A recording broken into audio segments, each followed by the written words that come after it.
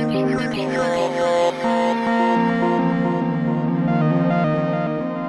wanted to welcome everybody and thank you so much for joining us here tonight.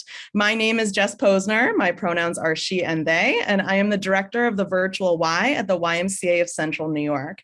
It's my pleasure to welcome you to tonight's edition of our September Virtual Y speaker series, Healthy Aging. Tonight's guest is none other than our very own Ruth Schwartz, an incredible woman and member of our YMCA family. Before we begin, I'd like to welcome you and offer a few announcements.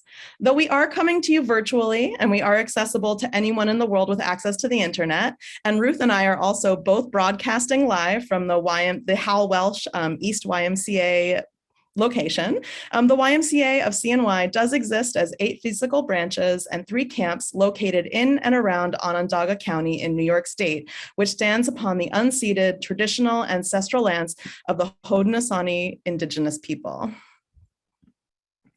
As your host, I'd like to offer a visual description of myself. I am a tall, larger-bodied, queer white woman of mixed European and Jewish heritage who lives with chronic illness. I am wearing a black top and a variety of jewelry and some black-rimmed glasses. And the background behind me is a teal wall at the YMCA. I'm in an office here with some files and some pictures in the background. As your host, I'd like to offer the just immense pleasure that I have to welcome you tonight. This month, we are celebrating Healthy Aging Month, and with our virtual speaker series, we're going to be featuring 3 free educational seminars focusing on different aspects of healthy aging. First, financial tonight with Ruth, brain health, and then the law. We are happy to partner with experts who will provide introductory guidance, advice, and helpful resources on navigating these issues, whether you're navigating them on your own or helping a loved one. Our guests include Ruth Schwartz, our guest tonight, who will be speaking on financial wellness. Next Monday, we'll be joined by Nikki Boyd of the Global Alzheimer's Platform, and she'll be speaking on Activate Your Brain Health Initiative, which covers the 8 pillars of brain health. The final Monday in September, we will be joined by Sam Agwam, the Deputy Director of Volunteer Lawyers Project of CNY, Inc., and they provide pro bono legal services for low-income individuals in Central New York. Sam will provide an introductory seminar for individuals and families who wish to learn more about how they can use legal documents and strategies to plan for their future, make healthcare decisions, and more for themselves and loved ones. So please register and tell your friends. And if you have any questions or would like to know more, you can always contact me at virtual@ymcacny.org. So without further ado, I want to extend a warm welcome to our guest tonight, Ruth Schwartz. Ruth Schwartz is a retired top stockbroker, financial expert, and current member of the board of the Y of Central New York. She's also a friend to many of you here tonight. She led an impressive 35-year career as a stockbroker and was the top 100 of a 10,000 people sales force 12 years in a row, which is an incredible achievement. Ruth's clients include many doctors from Upstate Medical University, where she became a donor of special equipment for disabled people. She founded a fund for stem cell research after her youngest son had a skiing accident and became a quadriplegic. Her investments in philanthropy help not only her own family, but all families who are affected by conditions that will benefit from such research. At the age of 71, she retired from her stockbroker career and was then recruited by Upstate as a fundraiser for the foundation. She maintained that position for 15 years until she finally retired at the age of 86. Since then, she has been serving as a member of the board at the YMCA of Central New York, and we are so grateful to have her. So here she is at the age of 88, still trying to be helpful. I personally have really enjoyed getting to know Ruth over the last month or so in preparation for tonight and have a deep respect for her commitment to family, community, and her generosity in sharing her wealth of wisdom and experience. So please join me in extending a very warm welcome to Ruth Schwartz. So now Ruth is about to begin her presentation, but I'm actually going to share a PowerPoint. So I just need a moment to get that together, and then I'll give you the green light for when you're ready to go, Ruth. Does that sound good? Oh, let's see. Ruth, you got muted somehow because I unmuted you. I'm going to come over and unmute you because when I unmuted everybody else, I muted you. So let me come unmute you and then we'll be ready to go. So just sit with, it's the first time I've ever done this live between two different rooms in the YMCA. So it's a little bit of an experiment and it's pretty fun. All right. So let's do.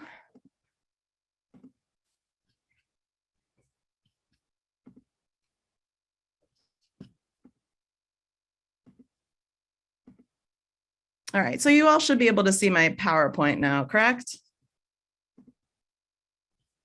Yes, okay, great. All right, now I'm gonna come unmute Ruth.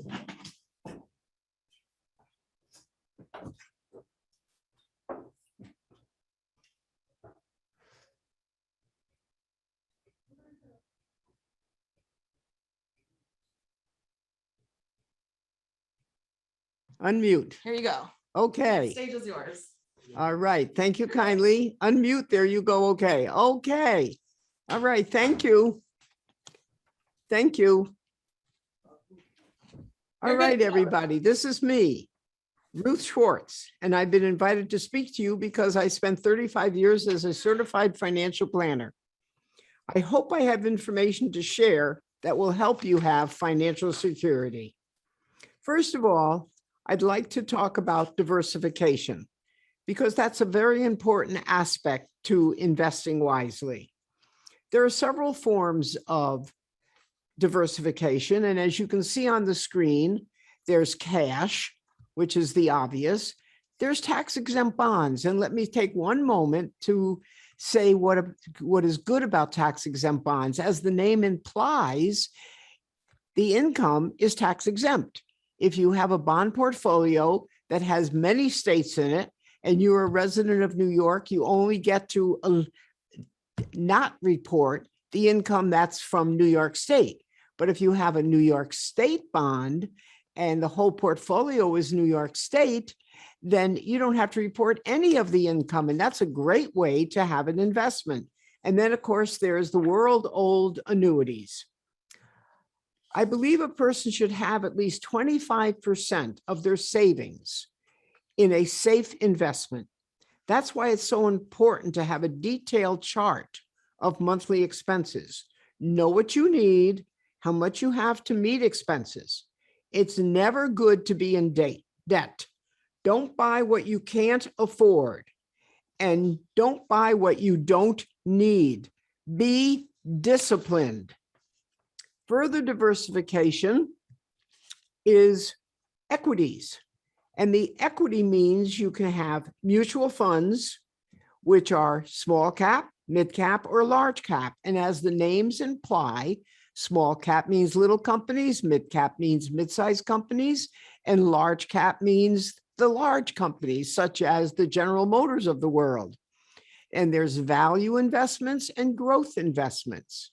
The reason you have a couple of different kinds is the value investments create growth.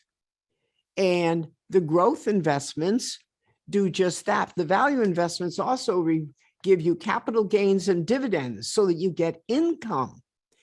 And there's many sectors. I only listed 3 of them. Technology, heavens knows healthcare is a very important sector, and those stocks are going just absolutely crazy. And then there's energy. Those are just 3 of the very important sectors that you can purchase. There are many quality investments. Look at a 10-year history of the investments you're considering owning. Make sure they have a profitable track record. And if you think I'm kidding, I have a chart I'll show you in a few minutes that goes back to 2004 of the Dow Jones. I did this to prove to myself and my clients that investments should be for the long term. I will read you some numbers to prove what I'm saying. And remember, you should check on the portfolio manager. Has he just started in the business, or has he been managing the fund for 20 years? See what the track record is. If the stock market's been going up like crazy and the investment hasn't been, well, maybe you don't want to own that investment. There is a chart on diversification. There are money market funds, which means, as the name implies, all the money is in a fixed interest-bearing account, no risk. Not a great return, but it's a safe place. Then there are bond funds, and bonds give out income on a monthly basis, which is a good place to have some of your money. And then there's stock funds. Those you buy for growth, not so much current income. And then there's something called real estate investment trust, or as we in the industry call it, REITs. I got to tell you, that's one of the, can you imagine what's happening with the real estate market, I have never seen the price of houses go up so amazingly. And if matter of fact, one of the REITs I own, I won't even tell you how much I've made on it because I don't want you to get upset with me. But real estate investment trusts can be a very good way to own real estate where you don't have to do any of the work or collect rent. All you have to do is get the profits out of the investment. Kind of a clever way to invest. I think if you think I'm kidding you, please look at the chart I'm about to show you that started in 2004. And I did this chart to benefit myself and my clients. How many people do you think are this obsessive about keeping track of numbers? Well, I'm very obsessive. It's in my DNA, I guess. I've done something right. I was in the top 100 of a 10,000 people national sales force 12 years in a row. I know the chart is up on the screen. And if you notice, in 2004, the Dow was at 10,705. In 2009, it had dropped to 9,026. And my clients were calling and saying, sell, get me out of here. I'm losing my money. And I would say to them, don't jump off the train because you can see, you don't know when it'll start speeding up again. Because in 12 years, the Dow went up 25,934 points. And it's now at just barely close to 35,000 from the 9,000 it was at. Aren't you glad you stayed on the train? You need an advisor that doesn't panic, someone who is not emotional, but is calm and composed, and that uses common sense. Clients were calling saying, sell those investments. I said, wait a minute, please look at all the companies that are in those mutual funds you own. Thousands of companies. Do you think all those companies are going out of business? In that case, if they do, there won't be any stock market, there won't be any economy, and they'll print purple money next time. You realize the Dow is composed of 30 companies on the New York Stock Exchange. How important can that number be? Now, there's a new product out. This is very new. And it's a concept for buying a product that not only gives you protection when you become ill, but provides for your beneficiaries when you die. I wish they had that product years ago when I was an advisor, but it's reasonably new. You can purchase a policy that provides a $250,000 death benefit. But if you need to go to a nursing home and say you have to use 100,000 of the 250 for your long-term care in the nursing home, and then you die, well, you didn't waste your premium because your heirs will get the balance of $150,000. That's a brand new concept in protection. This product will protect you not only if you're sick, but will provide for your family when you die. My clients used to tell me they're not going to waste their money on a long-term care policy. So I would ask them, do you have your home insured? Well, it's all paid for, so the bank doesn't care if you have it insured. Have you ever had your house burned down? No. Well, then why don't you stop spending all that money to insure your home? Do you have your car insured? Well, you tell me it's a state law. The law only requires you to have liability insurance, not collision.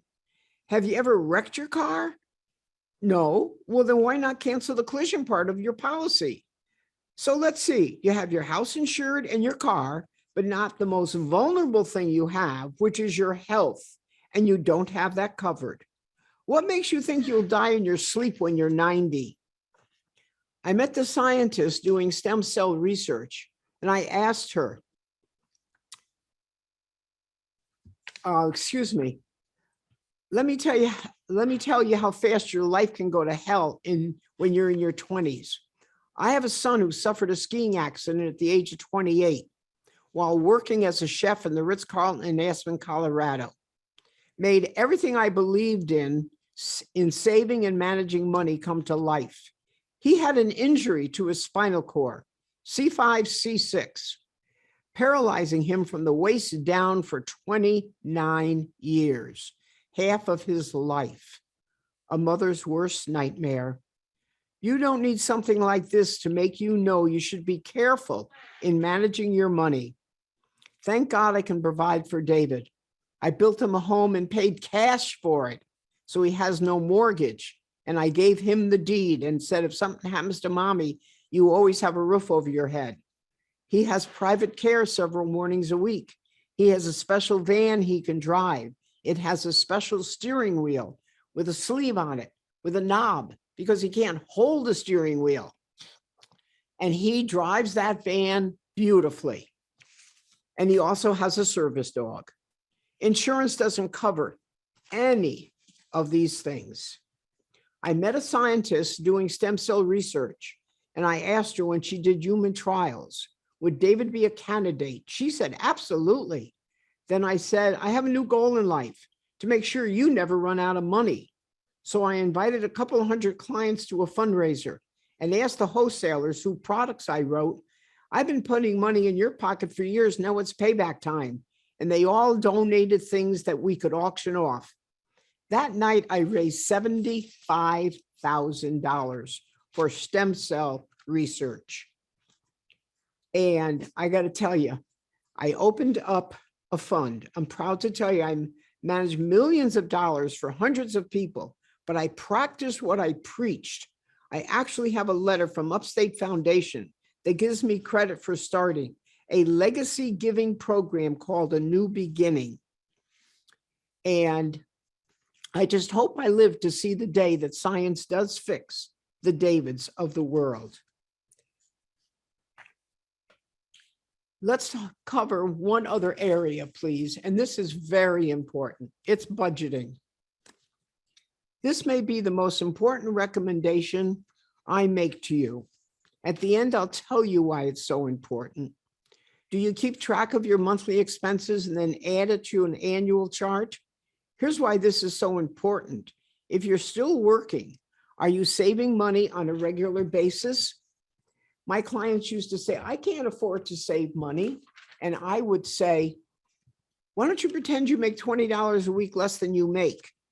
And why don't you save that $20 a week? Then pretend you make $20 a week less and start saving it. I never want to have to sell stocks in a down market. That's why I need to know what 1 year of expenses make up in my budget. So I have that amount in cash. And I'll tell you, I do practice what I preach. And what I have here, you can't see the binder, but what I'm holding up is a piece of paper, and it's the month of August. And it lists everything I spent in the month of August. And then over here, it lists what my income for the month of August is. And I keep track of this every month.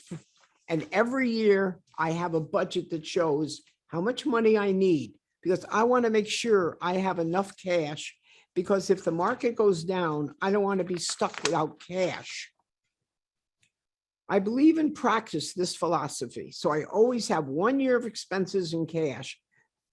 And I believe that being disciplined is the most important financial rule you can have.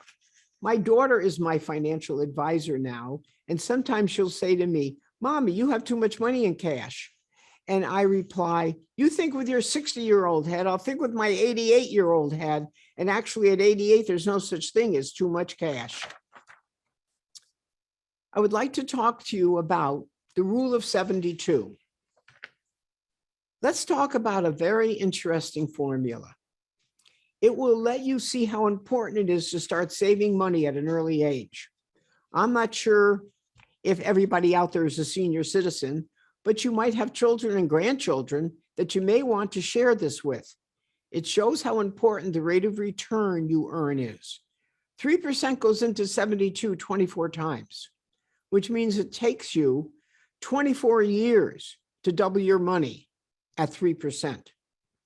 6% goes into 72 12 times. That means at 6%, it takes you 12 years to double your money.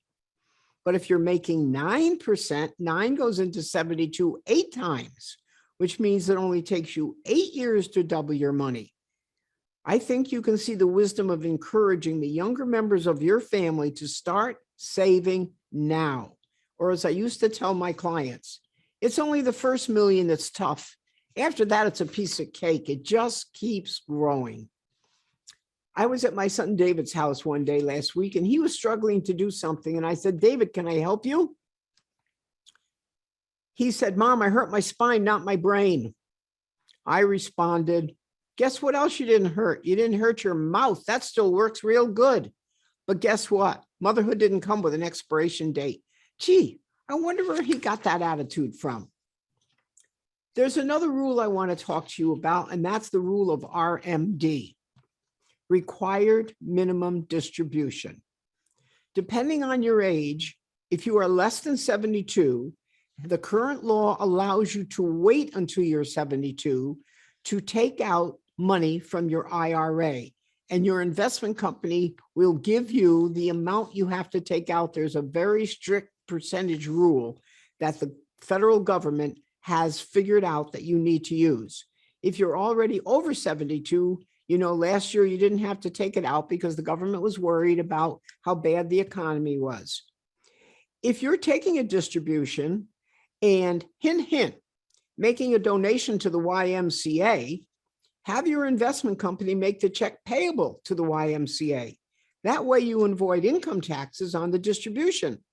If you write the check, you'll pay taxes. Well, what a silly waste of money that is. This applies to all donations to nonprofits, including the church you attend. My doctor was in my office one day. I had a lot of clients from Upstate Medical, and I kept calling my assistant, Mark, to do different things for me. And the doctor said, you can't run this office without him. I replied, don't tell him that. He'll want a pay raise. But doctor, let me ask you something. When you go in to operate, do you get the instruments ready or does the nurse get them ready for you? Well, he's the nurse. I'm the doctor. I know where and how to operate. His response, just take my money. I guess that was how I managed to be in the top 100. There's another investment I would like to speak to you about, and it's the last one I will talk about. It's called a managed portfolio. And that again is something reasonably, well, not real new, but it hasn't been around forever. And it's one in which a professional manages investments on your behalf. What are the advantages of a managed portfolio? Well, basically, they're actively managed, means that your money is being handled by a professional money manager, co-managers, or a team of managers who are making decisions on what investments you should buy, hold, or sell. There's a cost associated with this type of portfolio, but it may be well worth the small percent of maybe 3% to give you a better return on your money. You need a money manager who is not emotional, but is hard, cold, and calculating. So I'm going to close with, if anyone here is interested in talking to me in private, one-on-one, I will make myself available and give you my name and phone number. The YMCA is not allowed to give out this information, as I am now retired and bored. It would be my pleasure to help anyone that thinks my 35 years of experience may be useful. And I'd like to thank you for your time and attention. So if anybody wants to call the Y, I brought my appointment book, I bought a pad and pencil, and I will be glad to write down your name and your phone number. So I'm Ruth Schwartz. My home phone number is 315-637-0502. And as I said, whether it's now or sometime down the road, you would like to sit down with me, I would love to help you look at what your portfolio is made up of and help you decide, is what you're doing in your best interest? And if it's not, I will make you recommendations. There's no charge for the appointment. And I live 10 minutes from the Y, so we can either meet at the Y or go 10 minutes up the road to my house. I thank you again for your time. And I hope you found some of the things I said of interest. Thank you kindly. Hey, Ruthie, As far as the RMD is concerned, I mean, last year they gave us a break. We didn't have to take it. Why are we forced to take it? That's my, because I'm working a little bit, and so I don't really need that RMD right now, but they still make me take it. The answer to that question is because all the money that's in your IRA, you have never paid taxes on. And the government, being the little greedy thing it is, they want to be able to tax the money now. So they make you use it so they can charge you taxes on it. And that's why if you give it to the Y or your church, you don't have, I hope you don't mind me putting in a little commercial there. Not at all. You don't have to pay taxes on, but that's why they make you take it, because they want to be able to tax it. Gotcha. Does Thank that you. answer your question? Okay, thank you. So if anybody else has any other questions, we've got some time to go ahead and you can unmute yourself and you can just hop right in, because Ruth is here is a wealth of information and, little pun there, but a wealth of information that I know she's willing to share with us. And as she's here with us now, we sort of have her as a captive expert. So if anyone else has any questions, go ahead, unmute yourself, or you can type it in the chat and I can relay it to her. Ruth, I do have a few questions. And thank you so much, Liz, for getting us started. What a great question. So thanks for that. I did have a question, Ruth. So I'm an artist. I don't really know that much about money, but I know that it's in my best interest. I do save, towards my retirement. But in the one of your earlier slides, you said some of the things had small cap, medium cap, and large cap. What does the cap mean? Well, the size of the fund, capitalization, short for Okay. capitalization. Okay. And, for folks that are younger and working, I know you gave the example of, do $20, right? Do you have a recommendation for what folks should aim to be saving for in terms of percentage of their income? That's why I recommended doing a budget. Because unless you know how much you're spending and what your lifestyle costs, how do you know how much you need to save towards it? And if you know how much you need, then you can have somebody help you with the math of here's how much you need to save. And if you and you see what you're earning and you know how much you need to save in order to have a pot of money big enough to allow you to retire, unless you have a wonderful pension.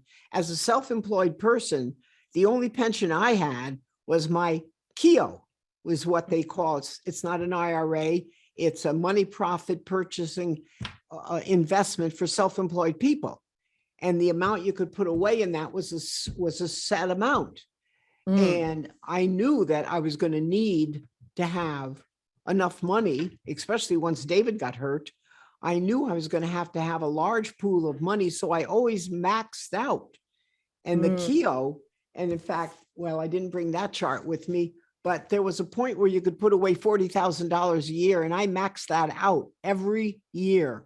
I put away $40,000 a year.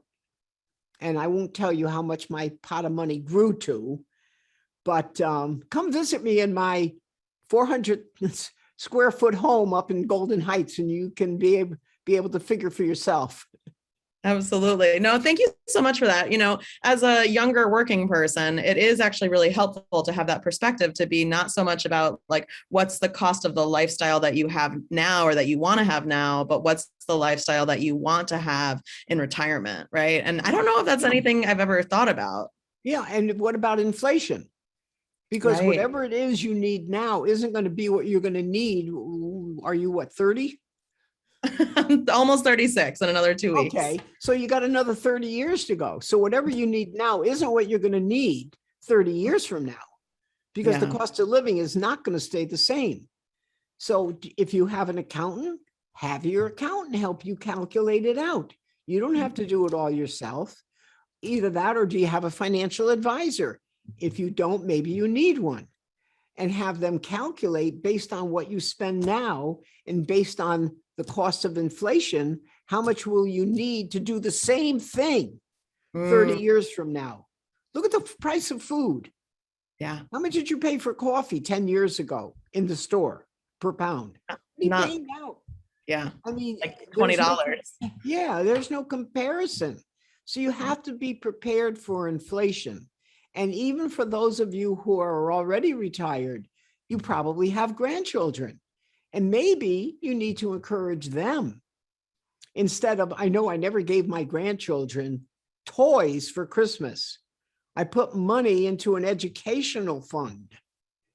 And when they would say, gee, Grammy, what's this for? I said, you'll know 10, 15 years from now when you want to go to college, you'll see this will come in handy. So there's lots of sensible reasons for saving money. It's not just foolishness. And my 3 grandchildren all had enough money. So when they went through their 4 years of college, they had no debt. And in Wow. fact, when my youngest granddaughter decided to go on to nursing school, she said to me one day, I have to go to the bank. I said, why, what are you going there for? She said, I have to go borrow some money. I have to do a student loan. I says, how much is your tuition going to be for nursing school? And she told me. I says, forget it. You come over to 5500 Golden Heights and see grandma. I'll be the bank. And there's no reason for you to borrow money to go to nursing school. And when she graduated, I said, okay. And she wound up working for my cardiologist. Wow. And I said, okay, now that I put you through nursing school, if I get sick, you can come be grandma's private duty nurse. I thought that was pretty clever. I paid for her to go to school. Let her be my nurse. Anyway, there's a good reason to save money, and it's not for foolishness. Because as you can probably tell, I'm a pretty serious person. And since David got hurt, and something Liz and I share, we cried a lot of times together because her son got hurt in a car accident and had a head trauma injury. Almost 7 months to the day my David got hurt skiing. And we talked about it when she was in my office, and I went down to the emergency room at Upstate because that's where her son was. And I'll never forget the first words out of her mouth when I got off the elevator. Because when she came in my office, she said, oh, I know how you feel.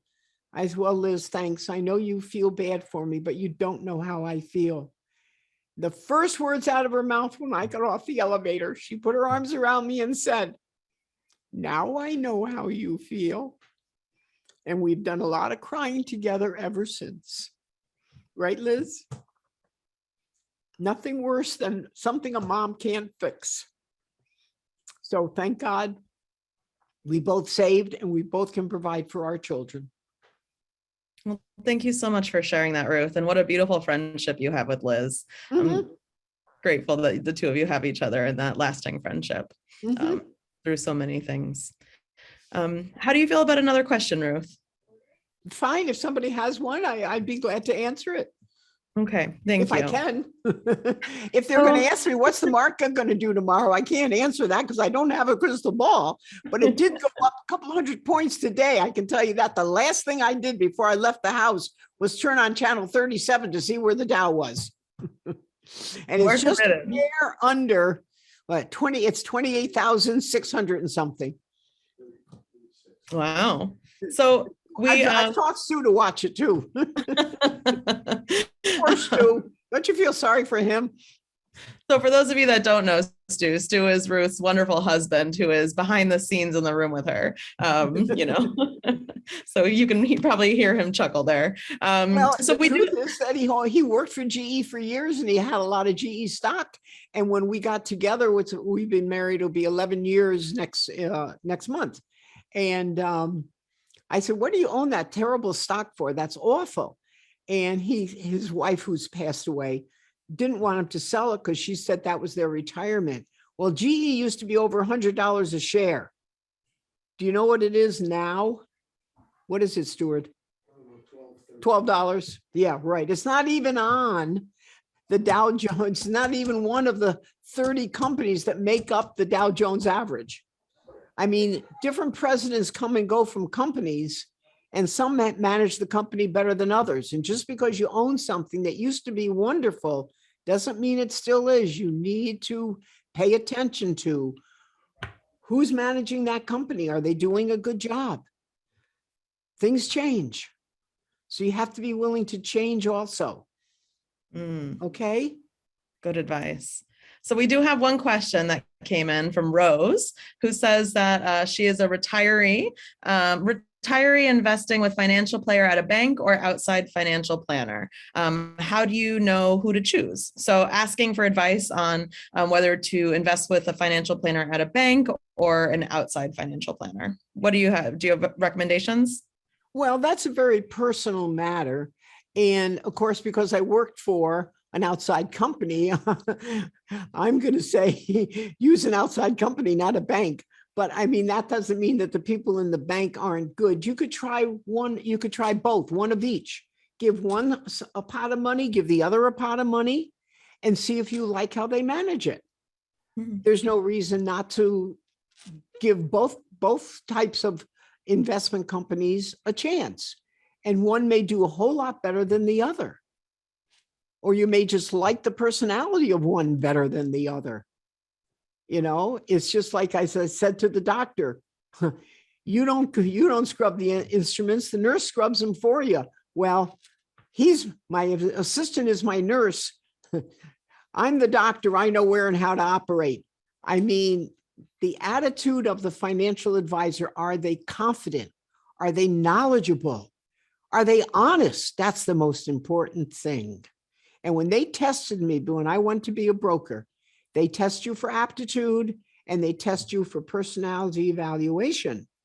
And when I went back to find out the results of the test, of course, aptitude, I was there. I could add 1 and 1 was 2. But what the manager was impressed with was, he said, I never saw anybody score so high on persuasiveness in my life. You could sell snow to an Eskimo. Now, that was 50 years ago, and I still remember that. But you know what? It's just the proof of it is in everything that I've said. I practice what I preach. I don't tell people to do one thing and do something different myself. Okay? I'm calculating, I'm honest, and I think that's the most important thing you want to look for. Somebody that you can trust, who, as I always said, I'm my own best client. I won't sell you something I don't own. And I would get my statement out and I would say to the client, look at the bottom line. I work because I want to, not because I have to. And they'd look at how much I have. They said, oh my God. Oh, well, I'll let you manage my money. I mean, get confidence in somebody. Find out who they are. Talk to them. See if they'll give you a couple of referrals to other clients. It's easy enough to find a good advisor. Well, it's not easy, but it may take a little homework. But it's not a question of an individual investment company or a bank. It's the person sitting behind the desk. That's what I think anyway. Thanks so much for your answer and honesty, and the transparency that you offer your clients too is really wonderful. I for sure would love to have someone like that on my team, you know. Well, come and see me. I mean, honest to God, I mean it. Yeah. You know, I'm only who I am. I can't be somebody I'm not. Yeah. And if you see the house I live in, and I paid it off in 15 years. And when I said to my accountant, I'm living in a mortgage-free house, I'm thinking about building a new one. And she said to me, you can do the math as good as I can, Ruth, go for it. Because she knew I was paying the government a ton of money in taxes. And the taxes up in Fayetteville were a whole lot more than the taxes I was paying in Eastwood. And she knew I could afford the mortgage, paid the house off in 15 years. And you know, the thing that really gave me the incentive when I divorced my husband, he said, you'll starve to death. You'll never make it. You'll come crawling back on your hands and knees. And I go, up yours, buddy. Watch me go. I know there's nothing quite like divorce to motivate you. I was bound and determined I was going to be successful. And thank God I was, because truthfully, if it wasn't for what I did, I don't know what would have happened to David. I truthfully, honest to God, say that to you from my heart, that he lives a very good life. He has private care. He has a lovely home. He has a track system with a hydraulic lift in the ceiling that takes him from his bed to his bathroom, lowers him on the toilet at night. He has an oak door in his kitchen. When he opens it, he rolls into a climate-controlled wine room. Well, he was a chef. He's got to have a wine room. But he can cook. Everything in his kitchen is built around his wheelchair. No cabinets under the counter. Everything you can roll up under, big knobs on his stove, because C5, C6, you lose the fine motor skill in your fingers. He has to have big knobs so he can turn it. His oven came from Germany because it opens to the side, so he can wheel under it so he can get to the oven. He's a great chef. I love going to his house for dinner. And if it wasn't for the career I had, I don't know what would have happened. So I'm just thank the good Lord that he gave me a brain, and I had enough brains to use the brain God gave me. That's how I feel from my heart. Thank you for sharing that, Ruth. We've got one more question. I think we've got time for just one more question, which came in from our friend Harold, who is with us today. And he asked if you have any thoughts on Bitcoin. No, you know what? I really don't. I'll be honest to God with you. That came on the scene a few years ago, and I don't understand it. And I really don't. So I can't give advice on something I don't understand. And I'm 88 years old. I'm too old to get involved in some new scheme like that. I don't know what it is. But I know it's like $18,000 a share or some ridiculous thing. I see the numbers, but no, I'm sorry. I can't give advice on something I really don't understand. You're not the only one that doesn't understand it. Oh, thank you for saying so. Even though you're a lot younger than me, I appreciate your honesty. I'm not much younger than you, actually. Oh, yeah. You're like in your 40s. No. Okay. No, I'm retired. I'm 74. Oh, bless your heart. Well, you don't look it. Well, I'm just turned 88 2 weeks ago. Yeah. Well, happy birthday to both of you. Thank you. Thank you. God's been good to me. So My maybe my dentist hates me. I have no cavities, never lost a tooth. And he says, that's ridiculous. That's amazing. Every tooth in my mouth, never lost a tooth. And I got all the parts God gave me, and I've got them all, and I intend to die with them all. That's incredible. So I've just got one last final question, unless anybody else has anything. And we've got about 5 more minutes. So I figure a nice final closing question. But how did you get started with all this, Ruth? You know, you said about 50 years ago, which puts you at almost 40 when you took the test. So Yeah. can you, tell us a little bit about like how you started this career, which really seems to have changed your life? Okay. Well, the truth is, my next door neighbor, I lived in Eastwood on Stafford Ave, and my next door neighbor knew I was interested in the market, buying stocks, just small amounts, and she was a secretary at the company that was way back then called Investors Diversified Services. And she knew they were hiring. And she said to me one day, why don't you go over and enroll for an interview? She said, I bet they'd be interested in hiring you. Now, they didn't have any women advisors back then. Holy crow, that was 50 years ago. And so I went for the test. And as I had said very early on, they give you an aptitude test, and they give you a personality evaluation test.